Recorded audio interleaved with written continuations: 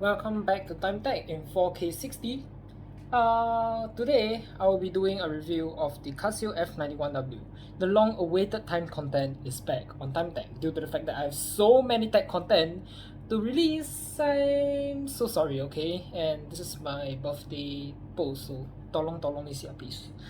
Anyway, let's go ahead and get started.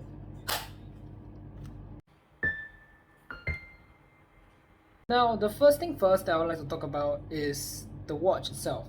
Launched in 1989, the Casio F91W has proven itself to be the most sold digital watch in history, with I don't know how many units sold throughout the years. And really, it's aside from the Datejust and the Nautilus and the Royal Oak, I think this is one of the most iconic timepieces that you can get. And not just that, unlike those watches I mentioned, this is affordable. An actual affordable iconic watch you could get. Seems like a good deal to me.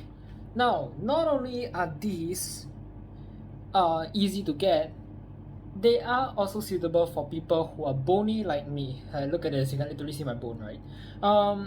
This is 34 millimeters, and it's got an 18 millimeter lug to lug, which means you can add on to any form of any straps that you want. But I don't feel like changing it just yet. All I can tell is the straps are quite cheap. They are comfortable because they are literally resin. They are just plastic rubber thing, I don't know, but they're comfortable, okay? And of course, this watch has the accuracy of a quartz, because this is definitely a quartz, and it has a battery life of 7 years.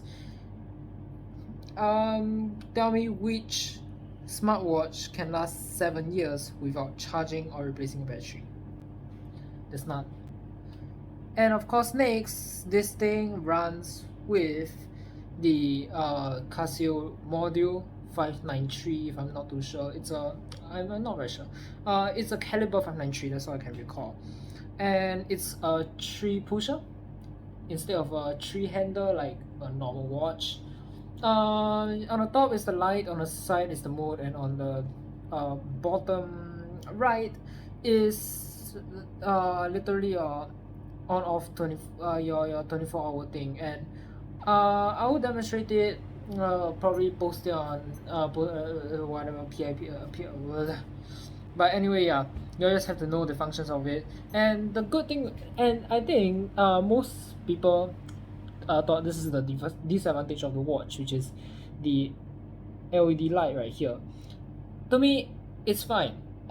It's got its own charm, number one, and it reminds me of those Toyota Avanzas with like this small LCD clock with a orange LED. It looks like this, but the fact that it ain't diffused make it look very 90s. So let's say if I were to switch off my lights and switch it on, you can see how cool the lighting is. Now, a lot of people have complained this is not very functional, but I think because of its imperfection is what makes it perfect. It's cheesy, I know, but I don't eat cheese. I don't like cheese, so it's not cheesy, I guess. And next, the glass, or lack thereof, is acrylic, so it can scratch out as easy as 1, 2, 3. And not only that, the whole thing is literally plastic. But then here's the thing, you don't really need to care about destroying it. This thing is modeled after the DW240 of the 1983-1984 Casio G-Shock, with the reference of, you get it, DW240. And it's known to be durable. It's like the Nokia 3310, but it's the Nokia 3310's ecosystem, if you get what I mean. It's a watch that can survive everything in life. I've even heard of some people having to put this in a swimming pool, which, by the way, I forgot how to swim, so don't tell me to do that. And if you insist on wanting me to swim, you are a pervert. Get off the internet. You don't want to see a 17-year-old swim. turning 17 anyway in a week. All I can say is this is extremely durable. I have actually thrown this watch around just to show it off to my friends. They were kind of shocked by my chaotic approach to showing how a watch can handle abusers. These things literally last longer than any of those watches with a 7-year battery life. Then to me, what this does is, you know how normal mechanical watches have like various complications but at an increasing cost of the features that you are adding into the watches. For example, the Patek Philippe 5712, which does have an annual calendar, a power reserve and all that, if I'm not wrong. I remember I don't really write this video with a script, so I really don't know what's going on. The Casio has a chronograph, which is electronic. It has an alarm, and it can set the time. So what this means is that it's more of a Rolex Daytona or a Zenith El Primero. And the best part is this thing also can count by the day. It also counts leap year, and it costs 30. I mean, it's a nice feature on a F91W, especially when it's digital and it's quartz. It can be produced in massive numbers, and then the best part is it does have your chronograph and all that, which really, what more can you ask for $30 SGD? And then of course I would like to talk about the daily wearability. This thing goes well with everything. It goes well with you dressing up, dressing down. Now you'll never see me dress up properly because I'm still an angsty teenager, I guess. You can see me wearing dark blue, green, or your favorite traffic light colors, and then still work well with the F91W. You try to wear my Seiko SNKD99K1 with a traffic light theme.